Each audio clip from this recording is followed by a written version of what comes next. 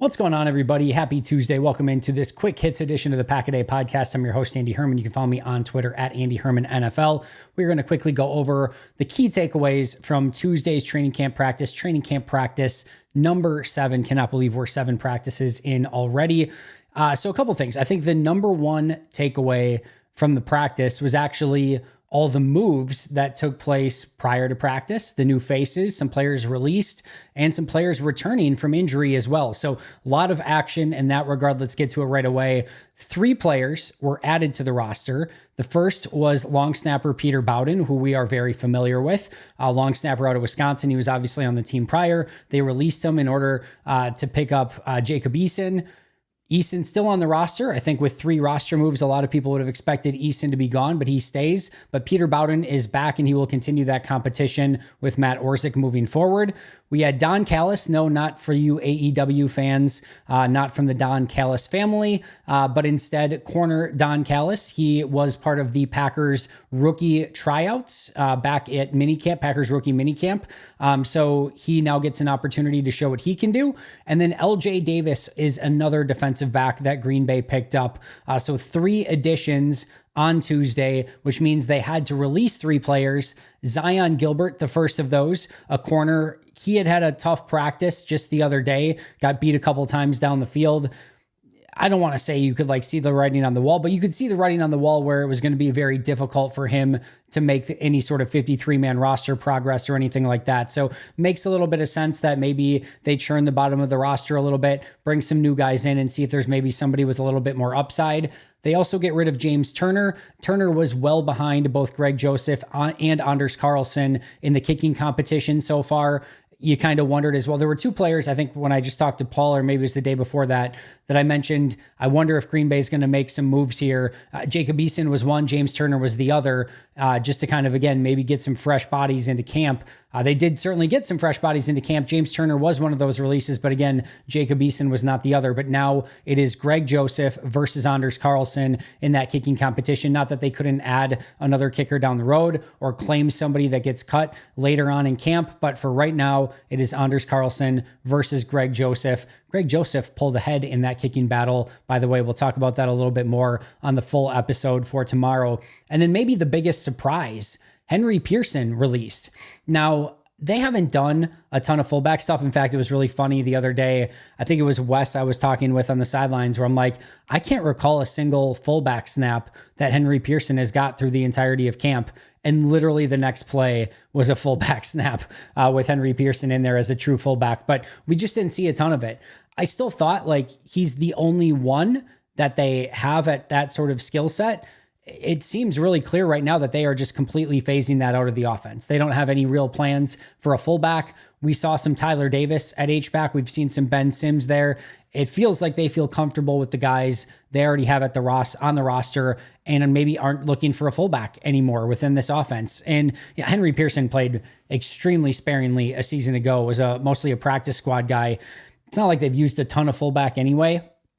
But I thought maybe he would get a chance to show what he could do in that role. And if he showed that he could bring something different to the table, maybe have a chance. But they let him go before even family night, which again is a little bit surprising to me. But he ultimately gets released. So in are Peter Bowden, Don Callis, and LJ Davis. Out Zion Gilbert, James Turner, and Henry Pearson. No new injuries, which was great. I had mentioned at the end of practice the other day that Jordan Morgan didn't play in the 2-minute drill. So I was a little bit concerned maybe something had happened, but no concern. He was out there practicing. Didn't look like anything was wrong whatsoever. And we had 4 players return from injury. Zane Anderson, the safety, Robert Rochelle, the corner, Kitano Ladapo, the safety, our first look at Kitano Ladapo, and Marshawn Lloyd, the running back. Now, all 4 of them only did individual drills. None of them did teamwork, so it's going to take a little time before maybe we see Kitano Ladapo and Marshawn Lloyd actually doing team drills, but still really great to see all 4 of them out there. And this was our very first opportunity to get a look at Kitano Ladapo, who missed all of OTAs, all of minicamp, and training camp up until this point as well. So huge for those young rookies, Marshawn Lloyd and Kitano Ladapo, to get out there and show, start showing what they're capable of and start trying to pick up the offense and defense respectively. That means there were only 3 players that did not practice in any capacity. And that was Keyshawn Banks, the defensive end, Deslin Alexander, the defensive end, and Tucker Kraft, the tight end. So only 3. I'm not going to say anything more about it. I'm just going to say only 3, which is obviously good news. You don't want too many injuries piling up at any point in the season, but you always want to get off to a fresh injury start and try to avoid those in training camp. All right, the other takeaways, I want to start with Romeo Doubs. The first thing I'll say here is this was not some unbelievable day from Romeo Doubs. It wasn't like, whew, the guy had 6 catches for 100 yards and 3 touchdowns or anything like that. It was a good day from Romeo, but it's more the way that he's practicing, the way people are talking about him, the consistency that he's playing with at practice. And if there is anyone that's starting to maybe garner a little bit of attention as maybe who's the guy within this wide receiver room, it might just be Romeo Doubs right now. Jair Alexander was interviewed after practice and said Romeo is the second best wide receiver in the NFL, only putting Devontae Adams ahead of him. Now, there might be a little team bias there overall, but Jair, very high praise for Romeo Doubs. Doubs did have a very nice touchdown in red zone drills. It was a great job by Jordan Love, who got the defense to declare what they were doing, recognized that he was going to have a one-on-one with Doubs on the backside. Doubs beat Stokes.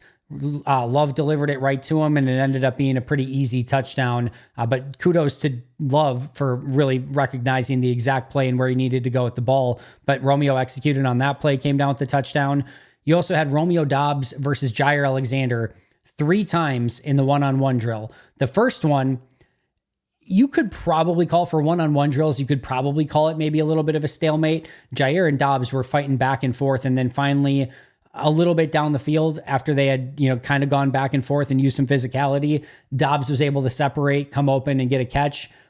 I don't know what the statute of limitations is for how long you get to continue your route and try to get open. It took him a little bit to get off of Jair. It was not necessarily bad coverage from Jair, but Romeo eventually got off of it, came open, and the ball was delivered to him and he caught it. So I'll go a slight nod for Romeo on that one. There was another play along the sidelines where Romeo ran a fantastic route. It was awesome. And it's funny sometimes because you'll have these double moves sometimes where Romeo actually ran the first move so well that Jair was trailing him. So when he came back to the second route, Jair was almost in perfect position. But he just nuked Jair off the line and, completely made a miss, gets downfield, is kind of wide open, but the route is then a comeback at the top of it. He can't just go rogue on the play. So he does the comeback and Jair's just right there because he was trailing the play by so much. Also, the quarterback, I didn't see who it was on the play, threw it a little bit too far out of bounds and didn't give Romeo a chance at it. So it was just one of those interesting ones where if you look at the release and the initial route, Romeo beat him clean, but then he had to continue it and he almost worked his way back into Jair and then it was thrown out of bounds. So we'll just call that a stalemate. And then the third one, though, ball back of the end zone. I think it was just a fade route and Romeo just goes up and mosses Jair, out jumps him for it and comes down with the touchdown there. So a pretty darn good showing for Romeo going against Green Bay's number 1 corner. And then it's just the way that he's winning. It's the way that he is releasing off the line of scrimmage. His routes look fantastic. They are crisp.